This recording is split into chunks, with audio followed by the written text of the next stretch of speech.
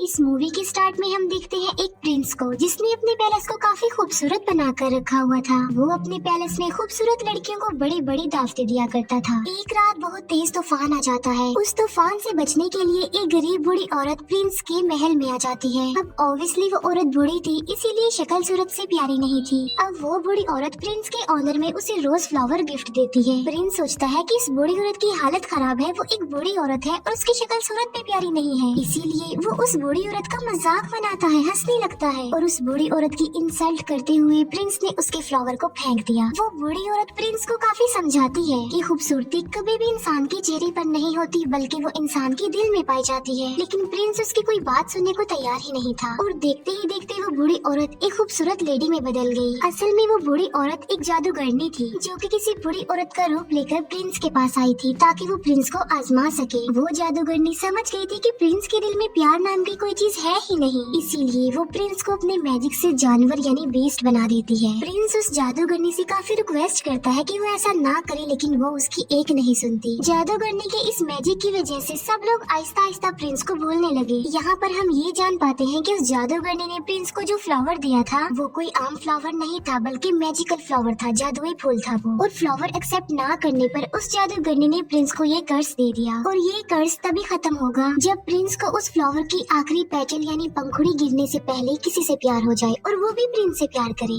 लेकिन आखिरी पंखुड़ी गिरने से पहले अगर प्रिंस से किसी ने प्यार ना किया तो प्रिंस कभी भी इंसान नहीं बन सकेगा दोबारा, बल्कि बीस्ट ही रहेगा वो हमेशा। काफी साल गुजर जाते हैं लेकिन उस पैलेस में कोई भी नहीं आता। फिर हमें पैलेस के करीबी एक गाँव में एक लड़की दिखाई जाती है जिसका नाम होता है बेल। बेल को किताबें पढ़ने, स्टोरीज पढ़ने का काफी शौक था। बेल के फादर एक डिजाइनर होते हैं। उसी गाँव में एक और लड़का भी रहता है जिसका नाम होता है गैस्टोन। गैस्टोन जो कि बेल से शादी करना चाहता था, लेकिन बेल उसे शादी करना नहीं चाहती थी क्योंकि वो एक प्राउडी इंसान था। गैस्टोन बेल से शादी करने के लिए उसे अपना बनाने के लिए काफी स्ट्रगल भी किया करता था, लेकिन उसकी कोशिशें नाकाम ही रहती हैं। एक दिन बेल के फादर को कहीं पर जाना था। जिस रास्ते से उन्होंने जाना था वो एक जंगल था। बेल के फादर देखते हैं कि उनके रास्ते में तो आग लगी हुई है, लेकिन वहाँ पर एक और रास्ता भी था जहाँ पर वो मुड़ जाते हैं। बेल के फादर अपने घोड़े पर सवार होते हैं, लेकिन तभी उन्हें जंगल से भेड़ियों की आवाज सुनाई देती है और फिर वही भेड़िए उनका पीछा करने लगते हैं। बेल के फादर अपनी जान बचाने के लिए वहाँ से भागते हैं और भागते भागते वो आ जाते हैं बीस्ट के पैलेस के पास। बेल के फादर जब अंदर जाते हैं तब उन्हें वहाँ पर कोई भी दिखाई नहीं देता। हालांकि ऐसा लग रहा था कि पैलेस में कोई रहता है। कैंडल्स भी जल रही थी और टेबल पर खाना भी पड़ा हुआ था। इतना अच्छा खाना देखकर बेल के फादर खाना खाने लगते हैं, लेकिन हम फिर बहुत हैरान कर देने वाली चीज देखते हैं। वहाँ पर जो कप पड़ा होता है वो बेल के फादर से बातें करने लगता है। बेल के फादर समझते हैं कि ये कोई सॉल है जो उन्हें डराने की कोशिश कर रही है, इसीलिए बेल के फादर उसे कहते हैं कि मैं तुमसे नहीं डरता। ये कहकर बेल के फादर वहाँ से भाग जाते हैं। अब यहाँ पर सवाल ये उठता है कि वो कब कैसे बोल पाया। असल में बात ये है कि वहाँ पर यानी पैलेस में जितनी भी चीजें पड़ी हुई थी वो पहले इंसान हुआ करते थे, लेकिन जादूगरनी की कर्ज की वजह से वो सब चीजों में बदल गए। बेल के फादर भागते हुए गार्डन में आ जाते हैं। वो देखते हैं कि वहाँ पर बहुत प्यारे प्यारे फ्लावर लगे हुए हैं। बेल के फादर सोचते हैं कि मेरी बेटी बेल ने अपने लिए फ्लावर मंगवाया था, इसीलिए वहाँ से वो एक फूल तोड़ लेते हैं और तभी वहाँ पर बीस्ट आ जाता है। फ्लावर चोरी करने की पनिशमेंट देने के लिए बीस्ट उन्हें प्रिजनर बना लेता है, लेकिन बेल के फादर का घोड़ा वहाँ से भाग जाता है और वो सीधा अपने घर आता है बेल के पास। बेल जब देखती है कि घोड़ा अकेला आया है, उसके फादर नहीं आए, तो वो फौरन समझ जाती है कि उसके फादर किसी मुसीबत में फंस गए हैं। इसीलिए बेल अपने फादर को ढूंढने के लिए उस घोड़े पर बैठ जाती है। वो घोड़ा बेल को ले आता है पैलेस में और पैलेस में ही बेल के फादर को प्रिजनर बनाकर रखा हुआ था। बेल जब पैलेस के अंदर जाती है तब उसे वहाँ पर कोई भी दिखाई नहीं देता। बेल वहाँ पर काफी आवाजें भी लगाती है, लेकिन उसे आगे से कोई भी रिस्पॉन्स नहीं मिलता। बेल वहाँ पर आवाजें सुन पा रही थी, लेकिन उसे वहाँ पर कोई भी नजर नहीं आ रहा था। बेल उस जगह पर पहुँच जाती है जहाँ पर उसके फादर को कैद करके रखा गया था, प्रिजनर बनाकर। बेल के फादर उसे बताते हैं कि ये सारा महल जिंदा है, इसीलिए जितना जल्दी हो सके तुम यहाँ से भाग जाओ। कहीं ऐसा ना हो कि वो तुम्हें देख ले। मैंने तुम्हारे लिए फ्लावर तोड़ा था और उसने मुझे पनिशमेंट देने के लिए यहाँ पर कैद कर दिया। लेकिन बेल के वहाँ से निकलने से पहले ही बीस्ट वहाँ पर आ जाता है। बेल उसे देखकर काफी डर जाती है, घबरा जाती है, क्योंकि जाहिर सी बात है वो बीस्ट था तो काफी खतरनाक लग रहा था और काफी डरावना भी। लेकिन बेल बीस्ट को ये बात शो होने नहीं देती कि वो उसे डर रही है। बेल कहती है कि मैं अपने फादर से मिलना चाहती हूँ, लेकिन बीस्ट ऐसा नहीं चाहता था कि वो अपने फादर से मिले। बेल बीस्ट को कहती है कि तुम कितने जालिम इंसान हो, एक छोटी सी गलती के लिए तुम इतनी बड़ी सजा दे रहे हो। उन्होंने सिर्फ एक फ्लावर ही तो तोड़ा है और ऐसा करने के लिए मैंने ही उन्हें कहा था, इसीलिए मैं हर सूरत अपने फादर से मिलूंगी। बीस्ट उसे बताता है कि अगर ये दरवाजा एक बार खुल गया और उसके बाद बंद हो गया तो ये दोबारा कभी भी नहीं खुल पाएगा। ये कहते ही बीस्ट डोर को ओपन कर देता है। बेल अंदर जाती है और अपने फादर से मिलती है, लेकिन वो अपने फादर को बाहर की तरफ पुश कर देती है और इसके बाद दरवाजा बंद कर देती है। अब बीस्ट के अकॉर्डिंग वो दरवाजा दोबारा नहीं खुल पाएगा, इसीलिए वो बेल के फादर को अंदर नहीं डाल सकता। बेल के फादर की जगह पर अब खुद बेल वहाँ पर कैद हो गई थी। इसके बाद बीस्ट बेल के फादर को वहाँ से ले जाकर आजाद कर देता है, उसे छोड़ देता है। अब बेल वहाँ पर कैद हो जाती है, लेकिन जब बीस्ट वहाँ पर नहीं होता तब एक घड़ी और एक कैंडल स्टैंड बेल के पास आते हैं। ये चीजें इंसान थी, लेकिन कर्ज की वजह से घड़ी और कैंडल स्टैंड में चेंज हो गई हैं। लेकिन ये इंसानों की तरह ही सब कुछ कर सकते हैं, सुन सकते हैं, बोल सकते हैं, चल भी सकते हैं। वो दरवाजा खोल देते हैं और बेल को कहते हैं कि तुम हमारे साथ साथ आओ। वो बेल को कहते हैं कि हम तुम्हें रहने के लिए एक अलग रूम देंगे, क्योंकि वो समझ गए थे कि बेल ही वो लड़की हो सकती है जो उन्हें इस कर्ज से आजाद करवाएगी। वो बेल को रहने के लिए एक रूम देते हैं। जब इस बात का बीस्ट को पता चलता है तो उसे काफी गुस्सा आता है, इसीलिए वो घड़ी और कैंडल स्टैंड को डांटता है और उन पर गुस्सा करता है, जिस पर वो दोनों कहते हैं कि शायद यही वो लड़की है जो हमें इस कर्ज से आजाद करवाएगी। तुम्हें उसके करीब जाना चाहिए, उसे इम्प्रेस करना चाहिए और उसे प्यार भी करना चाहिए। वो बीस्ट को मशवरा देते हैं कि तुम बेल के पास जाओ और उसे अपने साथ खाने के लिए इनवाइट करो। ये बात सुनकर बीस्ट को उन पर गुस्सा आता है। वो उनसे कहता है कि क्या तुम पागल हो गए हो कि मैं एक चोर की बेटी को खाने के लिए इनवाइट करूं, उसके साथ खाना खाऊं? ऐसा कभी भी पॉसिबल नहीं हो सकता। लेकिन जब उसके सारे लोग उसे काफी इंसिस्ट करते हैं तो वो इस बात के लिए मान जाता है, क्योंकि उन सबके कर्ज होने की रीजन कोई और नहीं बल्कि बीस्ट है। बीस्ट बेल के पास जाता है। वो बेल को कहता है कि तुम मेरे साथ खाना खाओगे, लेकिन इसे तुम कोई रिक्वेस्ट मत समझना। बेल उसे कहती है कि तुम क्या पागल हो? पहले तुमने मेरे फादर को प्रिजनर बनाया, फिर मुझे कैद कर लिया और अब मेरे साथ खाना खाना चाहते हो। बीस्ट दरवाजे को जोर जोर से पीटता है और कहता है कि जो भी हो जाए तुम तो मेरे साथ खाना खाओगी। बेल कहती है कि चाहे मैं भूखी मर जाऊं, लेकिन मैं तुम्हारे साथ खाना नहीं खाऊंगी। जिस पर बीस्ट कहता है कि चलो ठीक है, मैं तुम्हारी ये ख्वाहिश भी पूरी कर देता हूँ, तुम्हें भूखा ही मारूंगा।